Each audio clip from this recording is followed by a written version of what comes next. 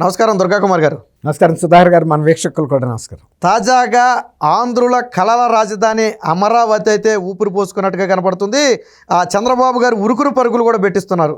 తాజాగా నిపుణులందరూ వచ్చి దాన్ని పరిశీలించడం, గతంలో సంస్థలు మళ్ళీ తిరిగి రమ్మని చెప్పడం, మొత్తానికి ఒక హడావిడైతే అమరావతిలో కనపడుతుంది. ఏంటంటారు, అమరావతి వేగవంతంగా నిర్మాణం అవుతుందంటారు వచ్చే 5 ఏళ్ళలో? ఖచ్చితంగా అండి. ఇప్పుడు ఇది టీచింగ్ ట్రబుల్ అంటారు, బాల్య దశలో వచ్చే సమస్యల్లో ఇది అలాంటిది అనమాట. అందులో ఆగిపోయిన వ్యవస్థను మళ్ళీ కదలికలో పెట్టాలంటే కొంచెం టైం పడుతుంది. కొత్త వ్యవస్థ ఈజీగాని మీరు అన్నట్టు ఆగిన వ్యవస్థ.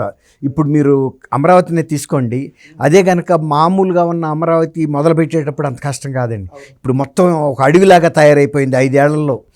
అది మొత్తం చెట్లు పీకటానికి కూడా రేపు సోమవారం నుంచి, అంతకుముందు కొంత చేశారు, కొంత క్లియర్ చేశారు. ఇప్పుడు ఒక వ్యవస్థీకృతంగా జరుగుతుంది. ఇది టెండర్లు పిలిచి అప్పుడు ఏంటంటే గవర్నమెంటే మిషనరీ తెప్పించి అర్జెంటుగా చేసేసింది ఒక అవగాహన కోసం. ఇప్పుడు అలా కాదు. ఇక మొత్తం ఎంత ఏరియా ఉంది, జంగిల్ క్లియరెన్స్ ఎంత, డెన్సిటీ ఉంది, సాంద్రత ఎలా ఉంది, ఇది ఎంత ఎస్టిమేషన్ వేస్తారండి. ఇప్పుడు టెండర్లు పిలిచి టెండర్ల ద్వారా కాంట్రాక్టర్లకు ఇస్తారు. వాళ్ళు మెషినరీ పెట్టి పీకుతారు. ఆ పీకేసిన దాన్ని ఎట్లా డిస్పోజ్ చేయాలి, ఇప్పుడు తగలబెట్టినా కూడా బోల్డ్ పొల్యూషన్ అండి. అది వాటిని అన్నీ ప్రాపర్గా డిస్పోజ్ చేయాలి. తర్వాత ఇవి తీసేటప్పుడు అక్కడ ఉండే ఇన్ఫ్రాస్ట్రక్చర్, మౌలిక సదుపాయాలు దెబ్బతినకుండా చేయాలండి. ఇవన్నీ కూడా ఉంటాయి. ఈ తర్వాత ఇప్పుడు ఏంటంటే ఈ ఆగిపోయిన బిల్డింగ్స్లో ఈ వర్షాలకి, వెదర్కి ఎక్స్పోజ్ అయ్యి వాతావరణానికి స్టీల్ రాడ్స్ కూడా తుప్పట్ని అంటున్నారండి. ఈ తుప్పట్టింది ఎంత పట్టింది, అసలు ఆ తుప్పుని మిగిలిన వర్క్ కంటిన్యూ చేయాలా, దానికన్నా ట్రీట్మెంట్ చేయాలా? ఆ తుప్పుని ట్రీట్మెంట్ చేస్తే కన్స్ట్రక్షన్ ఎంత స్ట్రెంగ్త్ ఉంటుంది, దీని లాంగ్విటీ అంటే ఎంతకాలం మన్నగలుగుతాయి, లేదు దీన్ని ఏం ప్రొసీజర్ చేయాలనేది ఐఐటి హైదరాబాద్ వాళ్ళు వెళ్ళారండి. Indian institute of Hyderabad branch వాళ్ళు వెళ్ళి పరిశోధన చేశారు. వాళ్ళకు కొంత అవగాహనకు వచ్చారు. ఇంకా కూడా శాస్త్రీయంగా మేము కూడా ఇదంతా అనాలిసిస్ చేసి వాళ్ళు సేకరించిన శాంపుల్స్ కానీ, తర్వాత ఏమేమి పద్ధతి ప్రకారం దీన్ని ముందుకెళ్ళాలి, తర్వాత ఎలాంటి జాగ్రత్తలు తీసుకోవాలనేది చూస్తున్నారు. ఇది కాకుండా ఐఐటి మద్రాసాలను కూడా పిలిచారండి. ఇప్పుడు మనం ఎలాగైతే మనకి ఏదైనా ఆరోగ్య సమస్య వచ్చినప్పుడు సెకండ్ ఒపీనియన్ తీసుకుంటాం చూసారా, సెకండ్ ఒపీనియన్ కూడా తీసుకుంటున్నారు. ఇక్కడ ఇచ్చే సివిల్ ఇంజనీరింగ్ ఎక్స్పర్ట్స్, అక్కడ మద్రాస్ ఐఐటి వాళ్ళు ఇచ్చే అడ్వైజర్స్ రెండు చూసుకుని, ఇంకేమన్నా కనుక వీళ్ళకి కొన్ని ఇది వస్తే అనుమానాలు ఇద్దరితో క్లారిఫై చేసుకుంటారు. చేసి దాన్ని బట్టి ముందుకెళ్తారండి. నేను అనుకోవటం వాడిందంతా స్టీలు అవన్నీ కూడా మంచి పవర్ఫుల్ కాంక్రీట్ కాబట్టి, ఇది ఇట్లా మాసివ్ బిల్డింగ్స్కి వాడే కాంక్రీట్ కూడా హై పవర్ కాంక్రీట్ వాడతారండి. కాబట్టి పెద్ద ఇబ్బంది అయితే ఉంటుందని నేను అనుకోవట్లేదు. దానికి ట్రీట్మెంట్ చేసుకుంటూ ముందుకెళ్ళిపోతారు. యార్డులో ఉన్న స్టీలు ఇవన్నీ అయితే వీళ్ళు సర్దేసుకున్నారండి. ఈ 5 ఏళ్లలో సర్దేసుకున్నారు. మళ్ళీ ప్రొక్యూర్మెంట్ చేసుకోవాల్సిందే ఇప్పుడు. అది మంచి స్టీల్, ఇప్పుడు వైజాగ్ స్టీల్ లాంటివి తీసుకొస్తారు, రస్ట్ ప్రూఫ్, అవి వాడి చేయొచ్చు. పెద్ద కష్టమైతే ఇప్పుడు ఉంటుందని అయితే నేను అనుకోవటం లేదు. ఒక దశకి వాళ్ళకు అవగాహన, సాంకేతికంగా ఒక అవగాహనకు వచ్చారండి. తర్వాత ఇంకోటి ఏంటంటే దానికన్నా మించింది, ఇప్పుడు సిఆర్డిఏ పరిధి కూడా గతంలో చంద్రబాబు నాయుడు గారు ఏదైతే పరిధి నిర్ణయించారో ఆ పరిధినే ఖాయం చేసుకుంటున్నారండి. వీళ్ళు కొన్ని అటు ఇటు కొన్ని మార్పులు చేర్పులు చేయడానికి ప్రయత్నించినా కూడా అలా కాకుండా, మొట్టమొదటిగా సిఆర్డిఏ ఏర్పాటు అయినప్పుడు ఏ పరిధి ఉందో సరిహద్దులు, దాన్నే ఖరారు చేసుకుని మళ్ళీ ముందుకెళ్తున్నారు అడ్మినిస్ట్రేటివ్గా.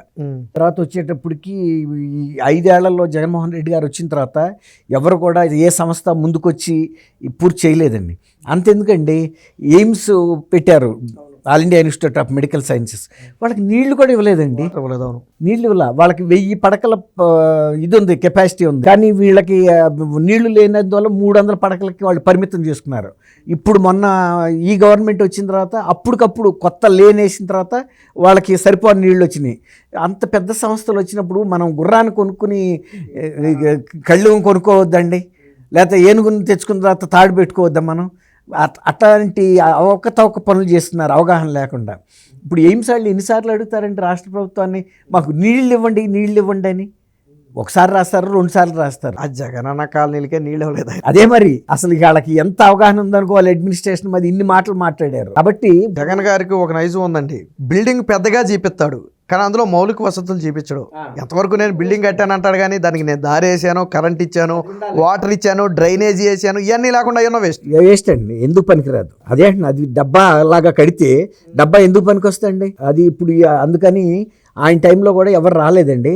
అందువల్ల చంద్రబాబు నాయుడు గారి టైంలో ఇచ్చినటువంటి ఇన్స్టిట్యూషన్స్ 130 రకం ఉన్నాయి, అన్నీ ప్రెస్టీజియస్ సంస్థలే. అవును, వాళ్ళందరినీ మళ్ళీ కొంచెం ఎక్స్టెన్షన్ ఆఫ్ టైం ఇచ్చి మీరు కొనసాగితేనేమో వచ్చే వాళ్ళని కొనసాగనిస్తారు. ఒకవేళ కనుక మేము ఇట్లాంటివి మళ్ళీ రేపు ఎవరు వస్తారో మాకు తెలియదు, రిస్క్ ఉంటుంది ఇక్కడ కనుక ఇన్వెస్ట్మెంట్లు చేస్తే అనేకంటే అట్లాంటివి డ్రాప్ చేసేసి మళ్ళీ కొత్త సంస్థలని ఆహ్వానిస్తారు. అంటే ఎంపిక చేసిన సంస్థలని ఎవరు పడితే వాళ్ళు వచ్చి అడిగితే ఎవరండి, వాళ్ళకి ఒక ప్రతిష్ఠ ఉండాలి, అంటే ప్రామాణికమైన సంస్థలు అయితేనే.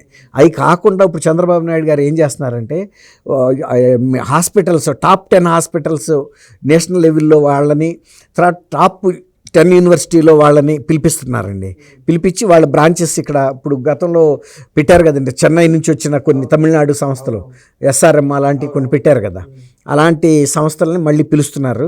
ముఖ్యంగా ఈ బిట్స్ పిలాని అలాంటి సంస్థలు కూడా ఫేమస్ విద్యా సంస్థ హైదరాబాద్లో కూడా ఇక్కడ షామీర్పేట దగ్గర పెట్టారండి. ఓకే, బిట్స్ పిలాని వాళ్ళు అట్లా అన్నమాట. వాళ్ళ దుబాయ్లోనూ అట్లా ఉన్నాయి. అక్కడ చాలా గవర్నమెంట్ స్వయంగా చంద్రబాబు గారు నేనే కేర్ తీసుకుంటా అన్నట్టున్నారు. ఆయన డైరెక్ట్గా మాట్లాడితేనే వస్తారండి.